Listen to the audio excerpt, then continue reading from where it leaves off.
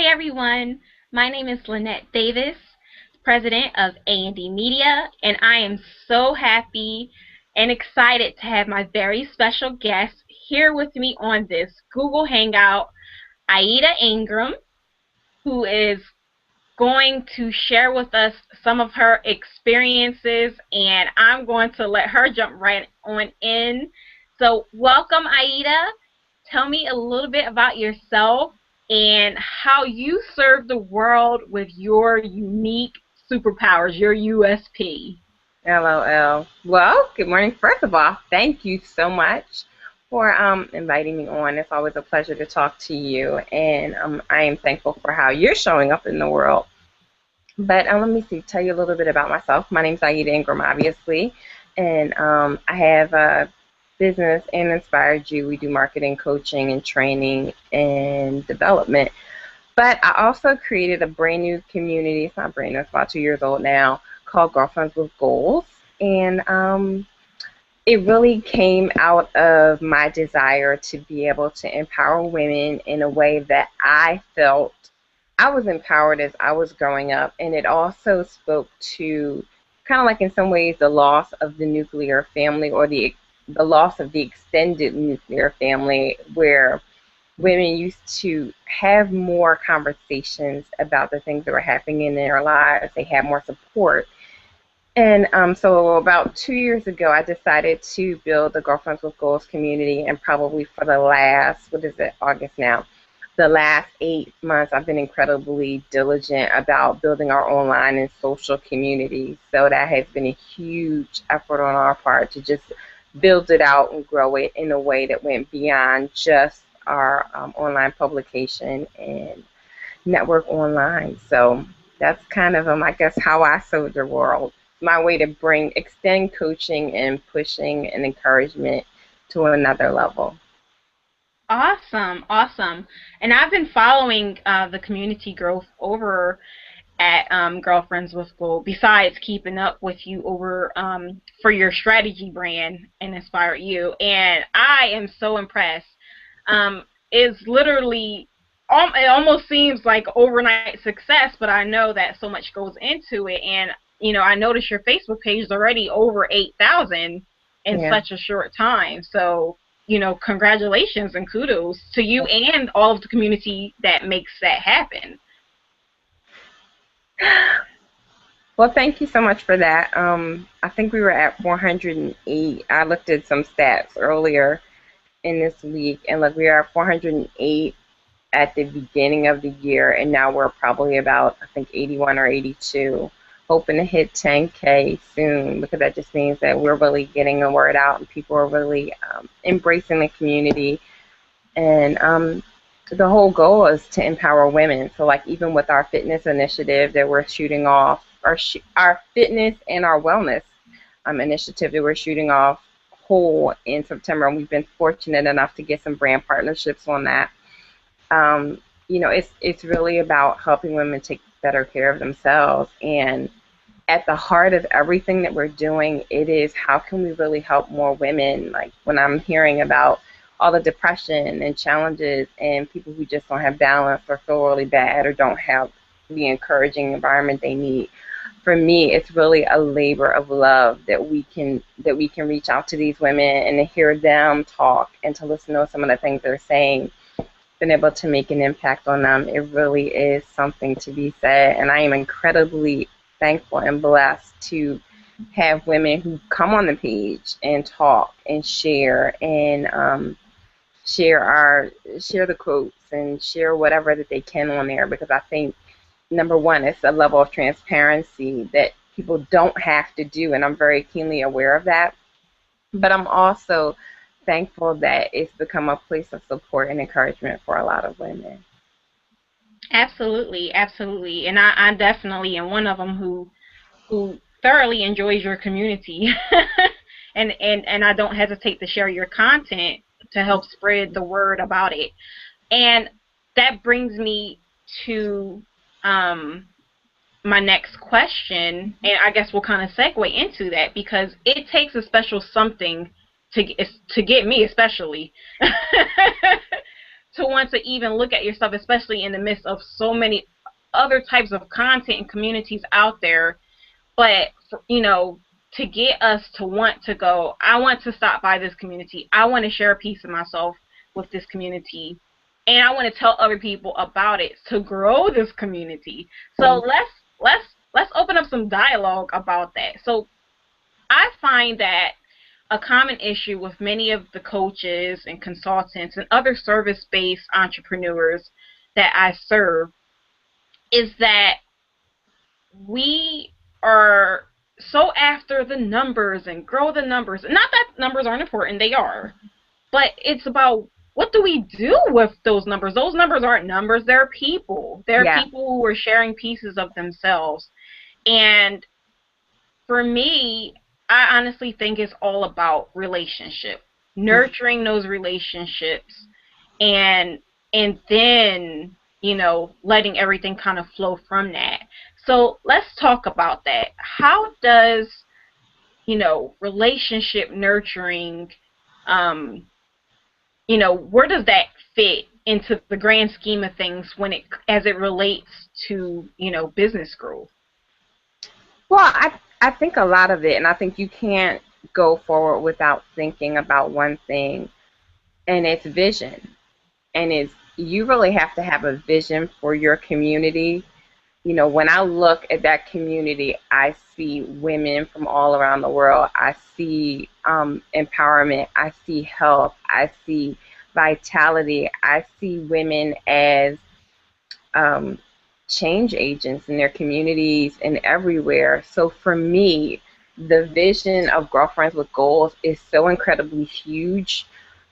When I look at it now, I have to remind myself that it's not anywhere close to what I want it to be. So it's, for me, it's like I always have this picture of what happens in a year, what happens in 2 years.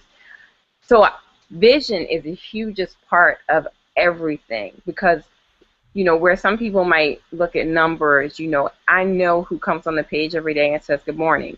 And when they're not there, I notice, if somebody says on there they're looking for a job, or that there's a lot on their hearts or their minds, it's not anything I take for granted to pray for them or to encourage them or to reach out to them if they're quiet.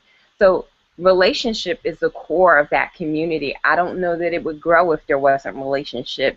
And it's work. So you have to be committed to having a relationship with the people who are on the page.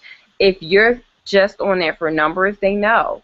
And they should know. It's not about, I'm going to send you my next offer. It's, when I put something out on that page, it's because I genuinely feel like it will help the women. It will be something that they need. It'll help them get to that next level. So when I'm talking about anything on that page, and I'm incredibly protective about it, because people have approached me and said, why do this? Well, what about this? And it's like, okay, great. Let me see where you are in 3 months, or let me see how serious you are, because it's not about showing up on the page once or twice. It's about, do you really care about the women? Because there are women on there that are really having challenges and really going through things. And, some of the women on there going through things are big. So, building community and caring about people is in the essence and the core of everything that happens on that page. And social media, I think, has changed the way that we do things. And where we used to have huge communities where you would go outside and you knew your neighbors, and your neighbors would, knew what time you came in and knew what time you came out, and you had this kind of like fellowship of people around you who really care. And I think in all of this wonderful digital and other and just busyness in people's lives, is we've lost that. So people go online looking for that same connection and interaction, and they get it through social media. So you need to really develop and grow a community based on what are you doing to help the people who are coming on your page. It's not just about how they do whatever. It's, what are you honestly trying to do with them? And that, it comes back to the vision piece. Because if you don't have vision as to what that particular community is for, like if somebody asks me now, empowerment, encouragement, information. That's what it is. And if it doesn't fit into those areas, or if I can't legitimately feel like it's a connection, then it doesn't go. And even when I have people help me, like laugh out loud, my daughter helps with the page sometimes, some of the stuff I'll come back to her, even if she puts up content, and I'm like, what's that for? Like, how does that help the women who come on the page? And if it doesn't help them, it doesn't need to go up there. So when you think about people, you think about what do they need, and you think about why you're doing what you're doing. And if you can't honestly come out here and have a desire to help them, then maybe social may not be the best place for you to be, or at least you kind of have to dig deeper to think about what does that look like in the context of your business. Because I think there aren't any businesses, honestly, that don't have something that they can give to the people who come there today. But the question you have to ask yourself is, I don't care if you clean floors. You know what you know if you clean floors? You know what products to use, you know what products not to use, how not to spend 4 hours doing it, how not to make a mess, how not to ruin your floors. All of that stuff is information that people can use. But it's just about how are you going to focus your attention so there's more service and less, hey, what about this for me? Because that's not what it's about. Absolutely. Absolutely. I completely agree with you on that, which you already know. So yes, I think that was very well put. And you're right. It does. It goes back to that vision. I find that people are still, even though social media has been around for a while, they come in and they just want to hop on the next social media platform that happens to be there, and they don't know why. Does Yeah. that fit into your vision? Do you have a game plan for it? And not just thinking in terms of, okay, I need to be on here for this amount of time, and I need to have this amount of numbers, and I need to have this amount of likes, so that I can get this amount of sales. Yeah. you know, I think it all ties back into the vision. So, yes. Well, and the other thing that I wanted to share, because I think it's important, is that I specifically, because I kind of abandoned some of the other communities that I was working on, even my branded name, like I don't do much on there at all. And what I found is that I didn't want to do it if I wasn't going to do it all the way. So, when Girlfriends with Goals was started, that page started with 0, and it stood at like 300 and something for a really long time. So it's not that it just exploded overnight. It was up there for a good half a year, and it just got to 300. And I'm like, oh, I'm gonna try this. I'm gonna do this. I'm gonna do giveaways. I'm gonna do this. And then I kind of got to the core, and I said to myself, wow, I could build out this community. And I mean, if people do this, it's personal preference, but it's like I've been incredibly intentional about building it on purpose because numbers aren't as important as I don't want somebody to come on the page and like it and I never see them again. I want it to be a place that they really come and they feel community and they feel fellowship and they feel supported. But for a long time, I posted on there and I didn't see anything.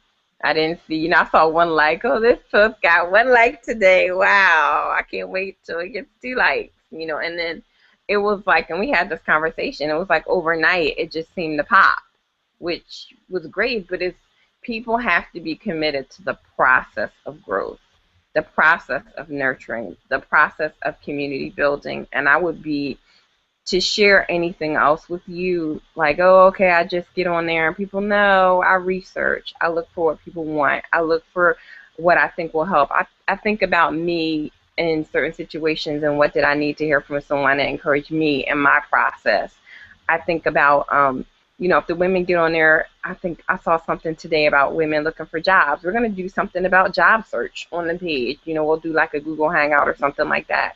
But the question that I'm asking every time I go on there is, what do they need that I can help them with? Who do I know that I can bring in and talk about this? How can we talk about supporting them and what they're doing? Because it's not about my dream. My dream is supporting the women, but what about their dreams? Their dreams are as important as mine. And like I said, I don't care what you do. Like if It doesn't matter what kind of coach you are or what kind of person you are or what kind of tips you can give. You have information that people are looking for, but you have to be willing to share it, and you've got to be willing to do the work when you can't see anything. I think you made a great point because the thing is, many people they get lost and stuck in that 300, 400 range, and it's kind of like, okay, this is it, and then they either, especially with Facebook right now, it is kind of, it's pay to play, and they'll kind of throw money at it. But even those who do throw money at it, they're still not seeing results because they threw so much money at it, they forgot about the quality of the content, the quality of the relationship building. Um, and I think I have to bring you on another time about just kind of going right there and talk about that, going from that 300 to, being able to say in this time frame that I grew it from that 300 and I grew my numbers, but not only did I grow my numbers, but my engagement is also up with those numbers because those are real people who come on the page and they interact with the page, not just look at my page. I got 100,000 people on it, and they're from Timbuktu, and Yeah, yeah. and they're not buying. And I know that a lot of people say the magic number is this, but I know some people who they do have 300, and they're rocking it out with their 300 Mm-hmm. because that's a very engaged, committed, loyal brand advocate 300. Yeah. And I know people with 10,000s of followers or and likes, and they can't sell you know, their passive income coaching program. So, Well, can I'll tell you a funny story. It was I manage a couple pages. I don't do a lot of them because they take a lot of time. But this one page I manage, this guy has been stuck at like less than 100. He got 2 calls from his less than 100 fans. So it's not just about the numbers. It's about, we both know people watch you and they try to figure out what you're doing or who you are. They get a sense for you as a person. So it's like sometimes we go after these huge numbers instead of cultivating the audience that we have, not knowing what it'll bring for us. And like you said, with that 300, but they're an engaged 300. It's you. What are you willing to do with what you have, and then how can it serve people? And you'd be surprised what happens. It's amazing. absolutely, absolutely. So, when I think of community management, and and there's so many blogs out there about community managers and job descriptions from traditional brands about what a community manager and everything like that should be. But you know what? Let's talk about those of us in the trenches and not coming with a backing of a Fortune 500 company. Let's have real talk here. So, what is your understanding of the importance and interaction between traditional marketing for those of us who are coaches and consultants and we don't have Fortune 500 backing? We have whatever we have online and whatever we have offline going. How do we intertwine those two seamlessly, as I believe is what makes the most successful social media marketing campaigns? Mm-hmm. Well, I probably am cheating a little bit, not on purpose, but just because I've been in marketing for 20 years and my degree is actually in marketing. And I love marketing, so I'm a little of a marketing nerd, so I will say that. I'll put that out there. But I think that messaging is major, and I don't think you can. I think one of the biggest challenges is business have this huge, this is what we do offline, and this is what we do online, and they don't ever come together. So if you really pay attention to what people are doing that are Fortune 1000s, I think we can learn a lot from them. And one of the things that you'll find is that if they're good, the message crosses over. Like, you should be able to bring social into any conversation, and you should be able to bring offline into any conversation. So even some of the stuff we're doing now is, when I'm on the page, I'm making sure that we connect them offline too, because at some point we do want to be able to do events. We want to bring the women together. We want to have initiatives that are both online and offline. And of course, we'll start locally and then we'll expand. But you need to be thinking about those kind of things now. And you can't just have one or the other, you need both.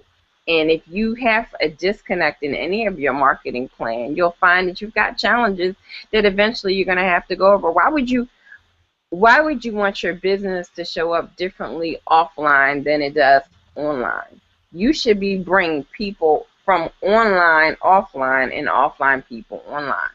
So you need something in your business that says stop by our Facebook page. You need something in your email thing that says stop by our Facebook page. And you need something on your Facebook that says the same thing. You want the conversation to continue. That's what it's about. Because if Facebook closes tomorrow, or if, some of the changes that are happening right now transition people off of Facebook, what do you have?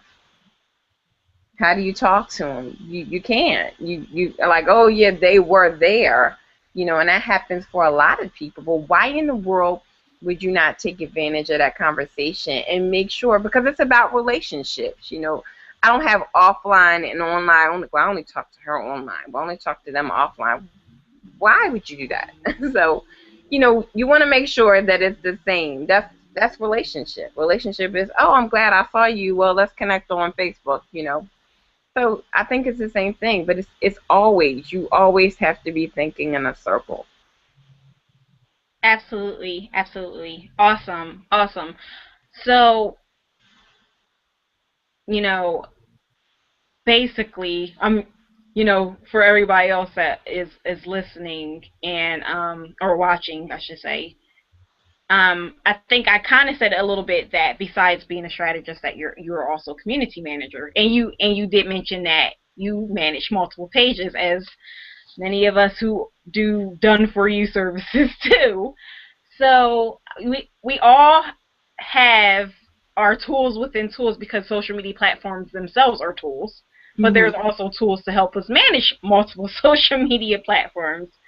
So I'm all about being transparent and leaving people with some takeaways, some things that they could walk away with. Um, so let's talk about one of your favorite social media management tools. What's a goodie you like to share? Oh, I'm gonna be bad with this. I don't have a favorite. I do, like, I have certain tools for certain reasons. So I have to tell you, I'm probably one of the only people ever that hates Hootsuite. I can't stand it, but I'm like warming up to it a little bit, but I'm totally not a fan. Um, what do I have? I have Sprout Social. I use that for some things. I think it's okay. I just don't have a favorite. I will tell you what I do have, and what I do like is I try to have a different group of tools for online and a different group of tools for mobile. So, like, one of my favorite mobile apps is Buffer. I like Buffer because I think Buffer is just easier to use. I like the way it brings my pictures in, and but that for mobile, to me, that's like the end all, because it tends to be very intuitive. It tends to be very helpful, and they're usually bringing out some good tools that you can integrate. So I definitely like them, especially for mobile use. A lot of that stuff, I try to really gauge it to see if Facebook is going to be kinder to you in your content if you use them. And I've heard that that's the truth, but I can't vouch for it. So I know Buffer is probably one of my go-tos, but I don't want to call it my favorite. I like to play with new stuff. So, my whole thing is, oh, wait a minute, what did that do? Because I haven't really found a favorite tool. I found that I like that a little better for this or that. So, like right now, I'm testing Meet Edgar, I think is the name of it, Yeah. but I haven't really had a chance to really play with it long enough to decide if I've got an opinion. But I think the best tool integration happens when they have both a mobile platform like an app and an online platform, because you never know when you're going to need one or the other, and otherwise you just end up using multiple tools. Very true, very true. I actually am going to start experimenting with Meet Edgar too. Um, Mainly because I heard when you post on Facebook, unlike most of the other ones where Facebook will kind of say from Buffer or from Mhm. whatever Hootsuite, I'm hearing for now that you can't tell with Meet Edgar. Wow. We'll see how long that lasts though before Facebook goes, yeah. Uh And huh. me Edgar is probably one of the more pricey tools that you use, which I was kind of surprised, but I guess it depends on how effective it is, and I haven't, like I said, been able to test it enough to know. But the thing I like about some of the other ones is that even when I'm recommending them for people that I'm working with, is that it's priced perfectly for what you're getting, and that always tends to make people smile Yes. because it's less of an investment. Yes. Absolutely. Absolutely. Absolutely. I'm tongue twisting over here. So I'm going to wrap this up because I know that you are extremely busy managing multiple platforms and strategizing and coaching your clients. So and I want to respect your time as well as theirs, and likewise over here as well. So Absolutely. I was gonna say. so in your experience as a person who manages multiple pages as well as consults others who probably start off by themselves and then want to bring in an implementation team, um, what kind of online marketing activities, and we can be very specific about social media, would you suggest our viewers delegate? Because sometimes I feel as though um, we get, despite using our unique superpowers, we get so wrapped up in being superwoman that we don't realize Superwoman also has her sidekicks, and she works with the Justice League. You know, so um, let's wrap up with that, and we'll go from there. Well, I think number one, and you and I, we've talked about this a couple of times. I think the first thing you want to make sure that you do is sit down and plan. So one of the things I think you ought to delegate is strategy, at least, or have someone sit down with you. I'm a big proponent of that. You and I knew that. The second thing is, I think you ought to be incredibly clear with yourself, because one of the questions or one of the conversations that I have with people most often is, I think in their mind they picture my fan page is going to have 50,000 people on it tomorrow, and they're really excited about getting started, and they somewhere between getting started and ain't no way I'm doing this, there's a challenge. So I think you need to be very honest and clear with yourself about what you're willing to do, number one.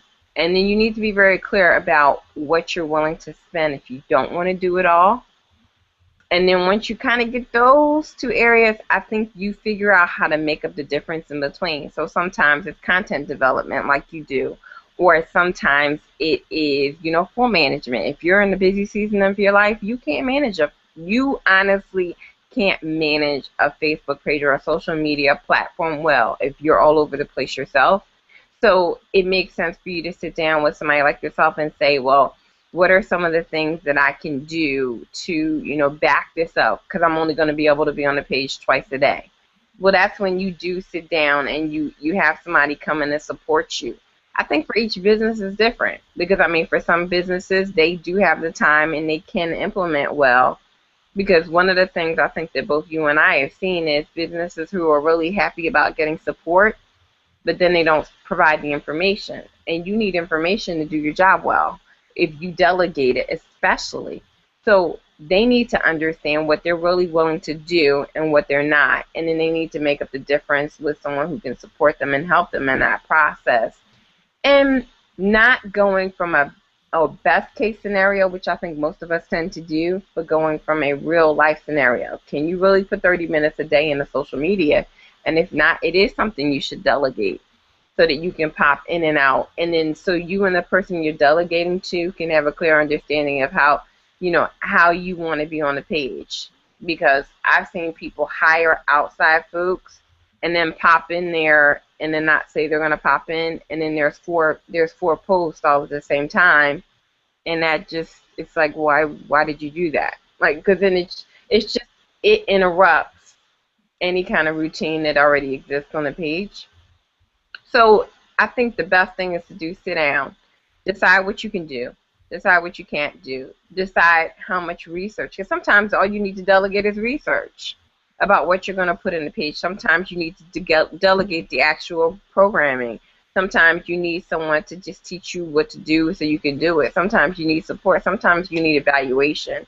But that conversation really starts with, let's be honest about what you can do, what you can afford, and think about it. Because you can't pay a social media manager $3 an hour to manage a page, when you know that it takes a lot of work, and you need to honor the people who are helping you as much as you want to honor your growth and your audience.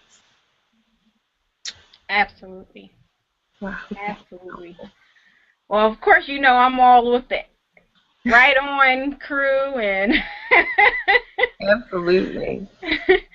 So, Aida, again, thank you so much for your time. Thank you for coming on. I'm sure I'm going to be crawling over and asking you to come back again. No problem. Come over whenever you like. Awesome, awesome. So, again, thank you so much, everybody, for your time. Thank you for tuning in. And until next time, take care. Take care, and thanks for having me. I'm so thankful to be able to speak to your audience today. Have a great one. You too. Have a great one. Take care.